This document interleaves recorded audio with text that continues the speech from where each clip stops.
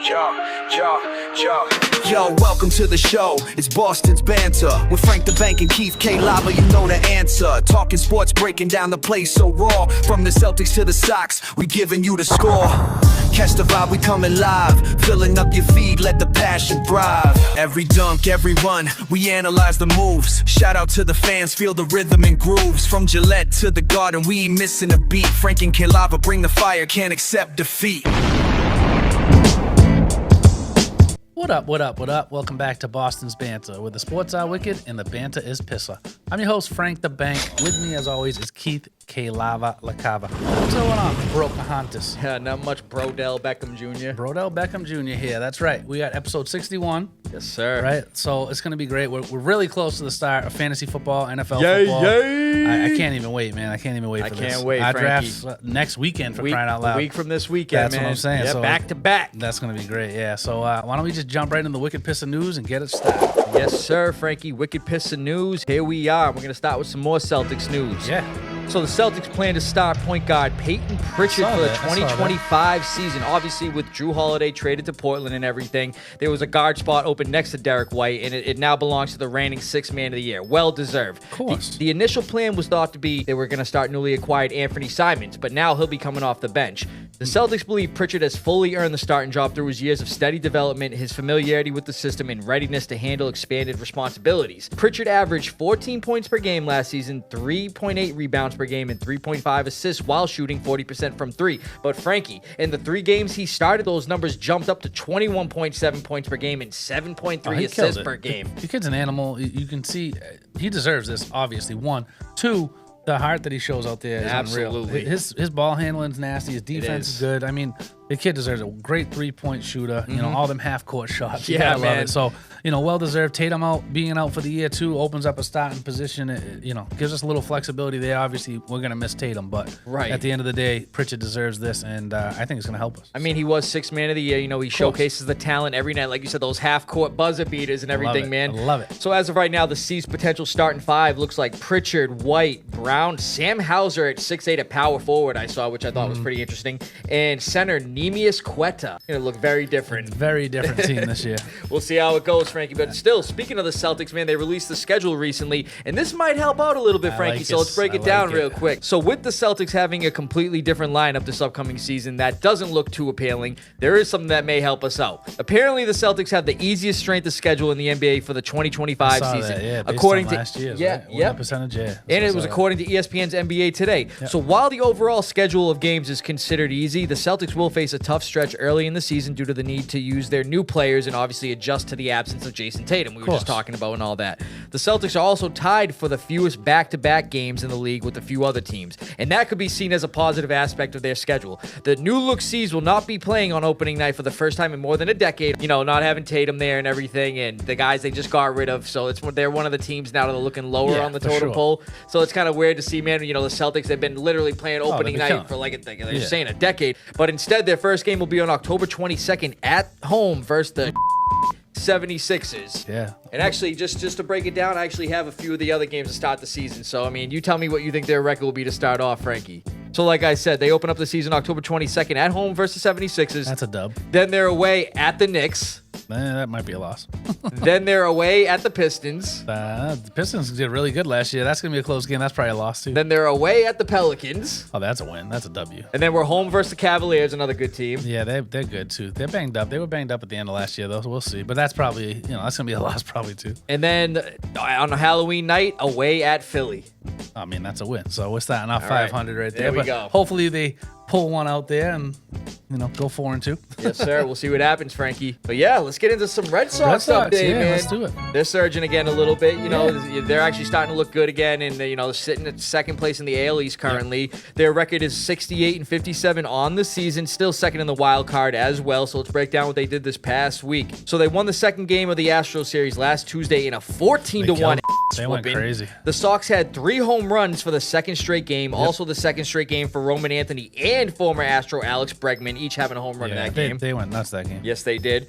Followed by a 4-1 loss at the Astros to end that series. Then to start the Marlins series in Boston last Friday, they won 2-1. That was a great game. Alcantara was pitching great for the Marlins. Marlins were one of the hottest teams in baseball for a minute. They were winning some games, and Trevor Story with the walk-off single there. We're going to talk a little bit more about him in a minute. Yes, we are. Then a 7-5 win versus the Marlins, and the Sox have won 25 of their last 30 home games. Their best 30 games span at home since April to June of 2008. They were also 25-5 in that span. I love it. And lastly, a 5-3 loss versus the Marlins on Sunday afternoon. That was a tough loss because we were winning late in that game. We were, a bro. Couple runs. The bullpen did terrible in the Marlins series. Even though we only gave up 1 run in that first game, they still, with the other 2 games, giving up 5 and 5 against them. That was tough. They're actually the ERA against the Marlins was 8.59 for the bullpen.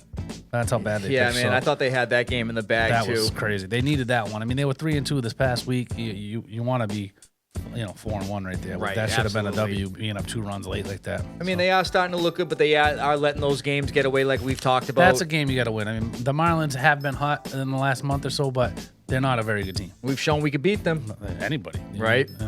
So, Frankie, you got something to bring up about Trevor Story. What's the story on Story, bro? Story on Story. So, the Red Sox have been around a long time, right? 100-something plus years, whatever. Yes. He set a franchise record this past week for the most consecutive steals to start a season.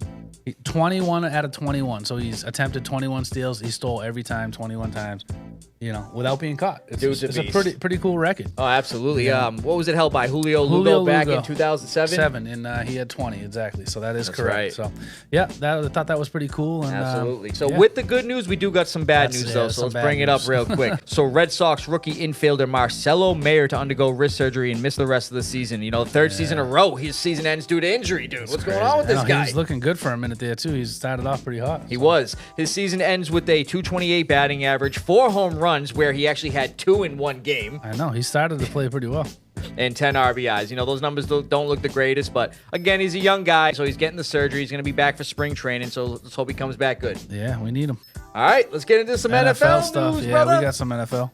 Now, the Browns, we noticed they've been drafting like shit, especially guys getting in trouble. Drafting, signing, whatever. I mean, everybody, you get in trouble with the law, go sign with the Browns. That's what I'm saying. Justin Tucker's probably going there That's next. what we said the last time. He's definitely going there. So to break it down real quick, let's get into it. So we got 2 rookies on the Browns who were looking at some serious charges who are now going to get ready to play for the Browns and everything. So for starters, 2nd-round pick running back Quinshawn Judkins, the other Ohio State running back, won't face a formal misdemeanor battery charge over an alleged domestic incident in South Florida last month. He was arrested back on July 12th after allegedly punching his girlfriend with a closed fist over frustrations from reading text messages. Prosecutors declined to pursue charges after reviewing police reports, body-worn camera videos, video surveillance photos, phone records, and the sworn statement of the woman he allegedly struck. What's weird too, Frankie, is Judkins wasn't arrested until 5 days after the incident took place. We talked about this when it happened. That's what I'm saying. And she stayed with the guy for 5 days. It's like, come on. It seemed very odd at the time, and I mean, good for him. Hopefully he didn't do it, and hopefully, law enforcement did their job. They said there wasn't enough proof that it even happened. So 5 days after and everything, and then he gets arrested. That's just crazy. But Judkins is still waiting to join his team and sign his rookie contract. I mean, he still wants more guaranteed money. And like I'm going to tell you right now, man, he shouldn't be asking for guaranteed money. We talked about Judkins. You liked him as a sleeper or as a rookie sleeper or somebody that you really liked. And I think he is a great running back, but he's missed a lot of time at this point, right? A lot of time, it's like he might be kind of a later, in the season kind of guy for fantasy relevance, but he is a really good running back. That's what I'm saying. We've seen what he can do at Ohio State. It's good that he's not getting suspended, but they're going to have to get him up to speed, obviously. Yeah, they're going to have to ride the Jerome Ford bus. Jerome Ford. Here we go. And then we got undrafted rookie wide receiver Isaiah Bond of Texas. He had his sexual assault case dropped. The NFL is still reviewing it, but the Browns still plan on signing him, which I actually saw. They did officially sign him today. So the Browns spent a lot of time scouting Bond in the pre-draft process and brought him in on a top 30 visit. Unfortunately, his draft plans got screwed up when he turned himself into authorities in Frisco, Texas this past April after a warrant was issued for his arrest on sexual assault charges. Now, with the charges being dropped, he's looking to put the bull behind him and live out his dream. The 5'11" wide receiver the last 3 seasons, Frankie, between Alabama and Texas in 41 games, posted 99 receptions, 1,428 yards, and 10 touchdowns, averaging nearly 15 yards a catch. But Frankie, at Texas last season alone, he caught 34 passes for 540 yards and only 5 touchdowns in 14 games. That's what I'm saying. He was looking like a later round draft pick, helping the Longhorns, though, contend for a national championship. But Frankie, his defining moment came in the Iron Bowl when he caught the now famous 4th and 31 game-winning touchdown for Alabama against Auburn. And actually, let's bring up the clip real quick, because this was insane. 4th and 31. Awesome. That's all it is. But there's a lot of airspace to cover for Milroe. Still looking, firing, near corner. It's caught! Touchdown, Alabama! Isaiah Bond on a 4th and a mile. We always keep thinking we've seen it all, and we never have we? I mean, everybody's going to remember that, bro. Was crazy. That also helped his draft stock there, too. I mean, the sure. sexual assault charges dropped it. I mean, he went undrafted. Yeah, he went undrafted, but still, it's like he's giving it his all. He's like, he kind of reminds you of like a Chisholm or somebody going crazy in camp and like could make some moves. And then another Edelman. Edelman was like 5'11" too, I think. That's what I'm saying, bro. So, I mean, obviously the kid's got talent and everything. He could have been a 3rd, 4th round pick without those charges, but now he's on the Browns to see if he makes the most of it. Yeah. All right, Frankie, we got one notable re-sign, and we're going to bring him. This guy's been holding out, too. Somebody we both had on our fantasy teams last year. He helped me out a lot last year, Oh, yes, sir. So the Bills have signed 2-time Pro Bowl running back James Cook to a 4-year, $48 million extension with $30 million guaranteed. The deal includes the most guaranteed money for a running back in the last 5 years. He had 1,009 rush yards last season and a league high for he tied 16 rushing touchdowns and an additional 2 receiving touchdowns. Yeah, he played great. He was awesome for me last year. Absolutely, Frankie. But yeah, that's all we got for the Wicked Pissah news, brother. So another great Wicked Pissah news right there. Let's jump into a quick Foxboro Focus. Here we are, brother. Foxboro Focus preseason still going. Yeah. And the Patriots, they won another preseason game. Looking good under Mike Vrabel. Yeah, that was yes, great. sir. So let's break it down like Frankie just said. The Patriots beat the Vikings 20-12 in preseason game 2. We're going to show the highlights real quick. Yep. Preseason game 2, Patriots at Vikings. And like last week with the special teams, we got another special teams highlight here. The dynamic Swiss Army knife Marcus Jones. He's getting the return here, and he's got the wall to the left side. And could he be? Could he be? No, he's going to get pushed out by the punter. Now we got Drake May out there. He played a few series, and he's going to be looking downfield. He's going to be rolling out to the right, and he's looking downfield for new receiver Mac Hollins for a 20-yard gain. Same drive in the red zone with Drake May at quarterback, and he's going to be handing off to rookie running back Travion Henderson. He's breaking some tackles. He's determined, and he's getting in the end zone for the touchdown.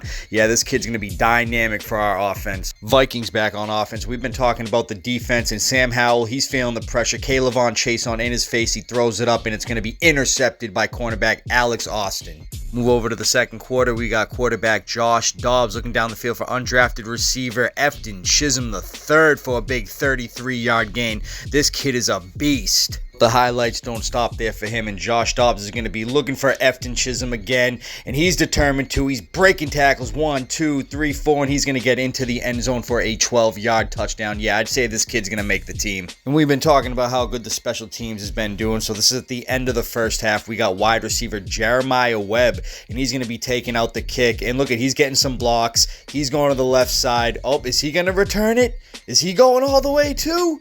No, he's getting slowed down, but still another good return, 59 yards. And I'm telling you, Jeremy Springer must be happy with his unit. Second half was all field goals, so not much there. And the Patriots win 20-12 in preseason game 2. Man, yeah, so they're looking good. Obviously, they didn't put up 48 points like they did last week. The defense was so solid, though. The defense played great. Yeah, they did. I mean? But Travion Henderson again. Oh my God, that run was nasty. First dude, broke 3 tackles. I texted you, right? I was like, dude, this dude's so patient, so patient. And then he hit that hole. Boom. That's what I'm saying, bro. It was awesome to see. Like it was funny. The play before, Antonio Gibson got tackled for like a 3-yard loss. Yeah. And then in came Henderson. You know, he's a smaller back, so when you see that, especially on 3rd and goal, you're kind of thinking like, oh, what are they gonna do here? They're gonna be a screen with him. No, they ran him right through the numbers. Honestly, it was like he was real patient behind the line. He saw something finally open up, and he hit it, broke a couple, like you said, and then he's dude. Like I said in the highlights, he's very determined, breaking those tackles to get in the end zone. That kid's gonna be a stud in our offense. I'm telling you that right now.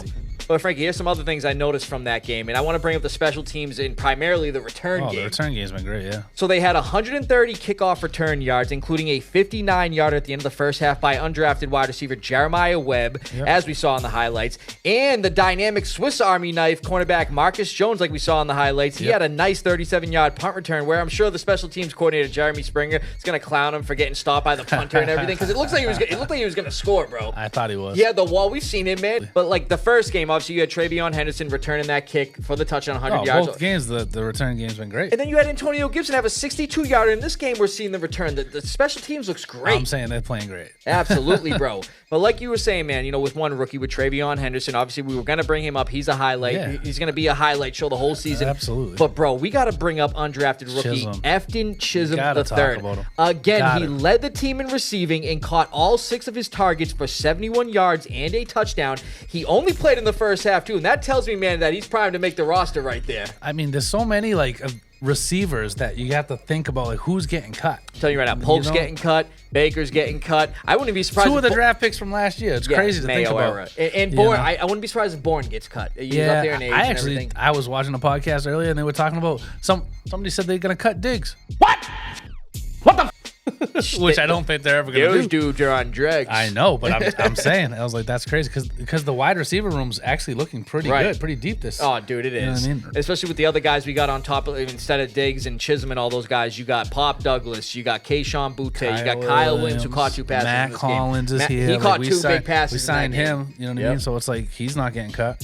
But back to Chisholm real quick, Frankie. The guy's caught 12 of his 14 total targets through 2 games for 121 yards and 2 touchdowns. He's another Edelman. We struck gold with him. He really is. The kid's nasty. That's what I'm saying. We struck gold. A diamond he's not in the rough. He's not gonna be told no. He's just gonna do it. That's what I'm saying. Hopefully we keep him and he's the next Edelman. I'm telling you right now, the fact that he played in the first half and they didn't play him at all in the second half. Did you hear Scott Zolak too after he scored that touchdown? He said, "This kid's making the team. He just made the team." Yeah, I heard that. That was great. Actually, it was Zolak on Zolak's podcast that said Diggs. He heard that Diggs might get cut. What? Bro, what are you talking about, man? Yeah, believe it or not, I swear to God, Zolak said that. Yeah, 3 years, $69 million. Dude. I don't think they're cutting him either. No, I'm just absolutely saying. not. I mean, think about it too, real quick. They cut Diggs, man. You're left with Mac Hollins as your long tenured receiver, as the veteran in the room, and then the rest of the young guys. No, you need Diggs on that team. Yeah, you can't cut him. You just signed him. He's your one of your big offseason acquisitions. Him and May have been connecting a lot in practice, so he ain't getting cut. Yeah, exactly. What are they talking about? I don't know. He said he heard it somewhere. I'm like, that's crazy talk. There's no way he's getting cut.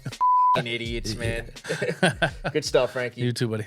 So, great Foxboro Focus. Let's jump into the lava round. We got top 15 PPR receivers this week, Yes, ESPN. So, and our sleepers, of course. So, again, if you're in our league, put your earmuffs on. You can just not watch this part of the show because you don't want to know our sleepers. Absolutely, bro. Don't take our picks. But Yes, no, for sir. real. ESPN currently, Jamar Chase is number 1, obviously. Justin Jefferson's listed at 2. CeeDee Lamb's at 3.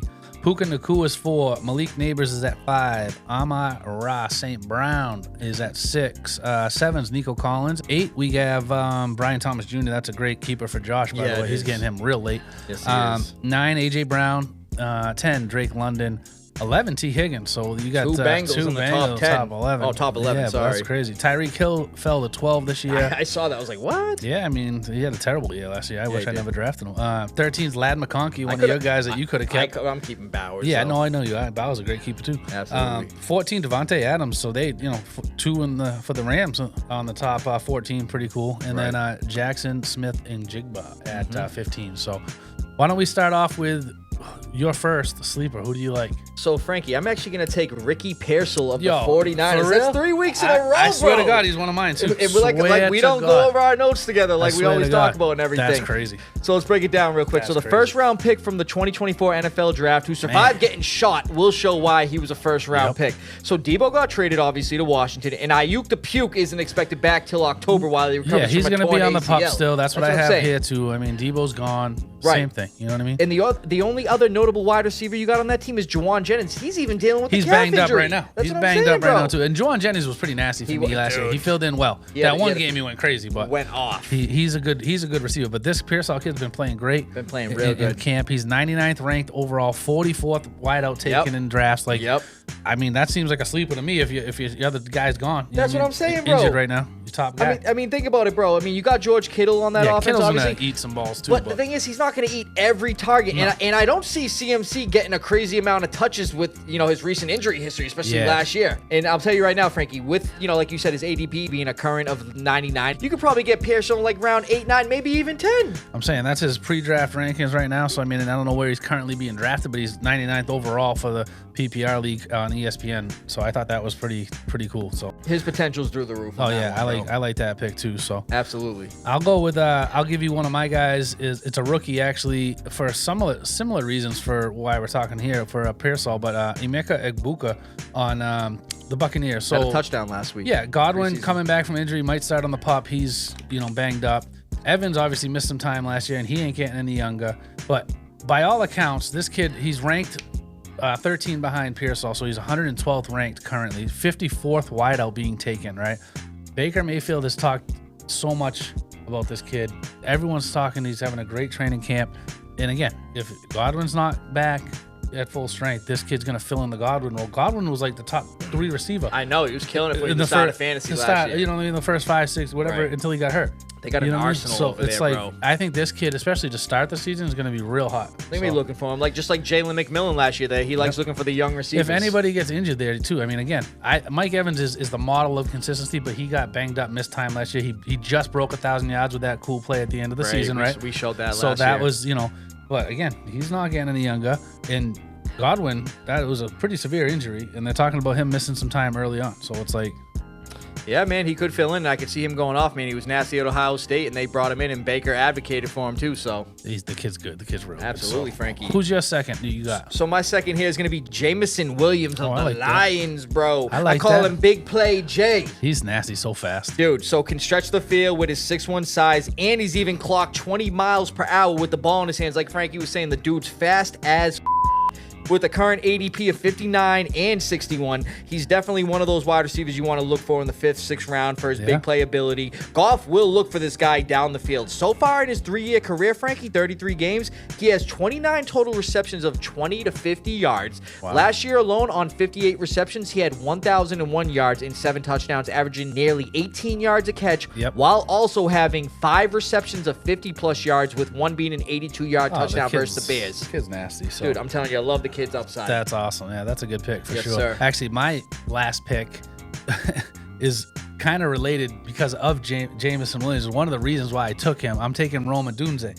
They now have Ben Johnson, who was the OC for Jamison Williams. Who opened it up for him. So that now that he's their head coach, so Odunze is going into his 2nd year. Keenan Allen's gone, right? You got Ben Johnson there. You just talked about how good Jamison Williams was with Ben Johnson as the OC. So now he's their head coach. So I thought that was great. He's currently 31st being taken, 31st wideout being taken overall. So I think he's going to have a 2nd year leap. And again, with all those targets up for grab, with Keenan Allen gone and now Ben Johnson there, why not? So. I mean, the Bears did just put up over 500 all-purpose yards yesterday against the Bills. You see that 38-0. I know it's preseason, but still, they're going to put up numbers. They like crazy plays, fun. He's a fun coach. He's a fun, he was a great, fun offensive coordinator to watch in Detroit. You know what I mean? And they have a better line now too, as well. So Caleb Williams should have a better season, right? And this kid's in his 2nd season, who Caleb Williams wanted on Tuesday there anyway. So it's like, I think he's gonna have a great season. So. Yeah, definitely. I don't see a sophomore slump with him for sure. I could see him going off his 2nd year. I think it's gonna be a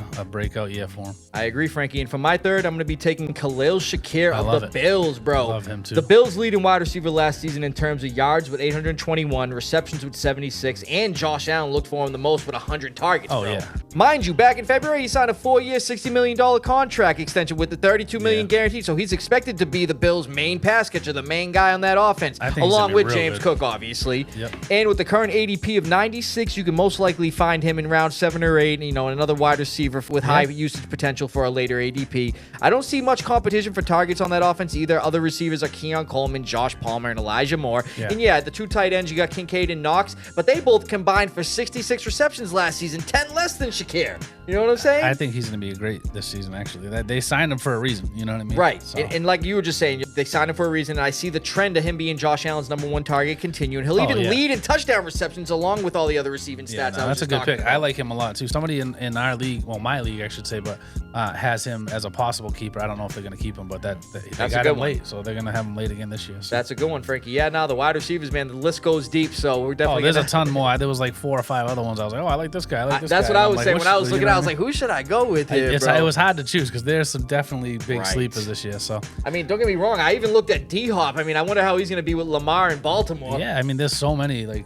there's definitely, I agree. So good stuff, brother. Good stuff, bro. So yeah, another great lava round, another great show. Honestly, yes, it was. I love it, man. We're so close to fantasy football. I can taste it. Yeah, that's what I'm taste saying, bro. It's so good. Can't wait. And thanks again, everybody, for sharing, liking, watching, and we really appreciate it. Absolutely. Frankie, speaking of movies and all that fun stuff, like we always do with these promos, any good movies coming out this weekend? I mean, there's a couple different ones, but the one I like the best probably is the Hell House LLC Lineage. It actually is a scary movie, and I like the Hell House on Netflix. Hell House was on Netflix was great. There's a series that was a great series. Very chilling and everything. This one looks good though. We actually have our friend Melissa exploring the Hell House on video call right now. Actually. Yes, we do. I forgot about that. Let's get to that real quick. Get her on video call. Bartender, fix me a drink.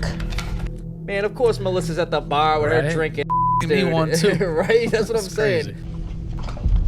All right, I'm entering the basement. Pissah motherfuckers.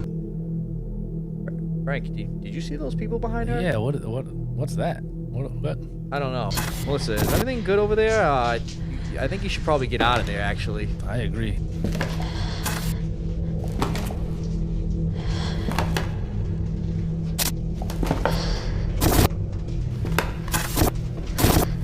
What's with all this static? What's going on with the static? What's up, guys? Oh, nice clowns, house. Frankie, I got a bad feeling about this, bro. You know I don't like clowns anyway. They're a little rough.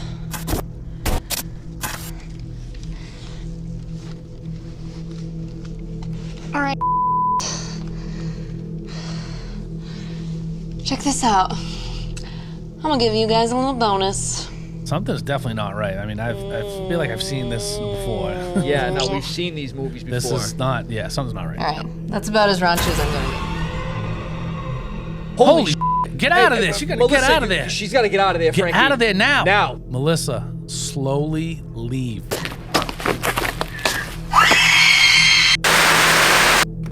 Frank, the video call cut out, man.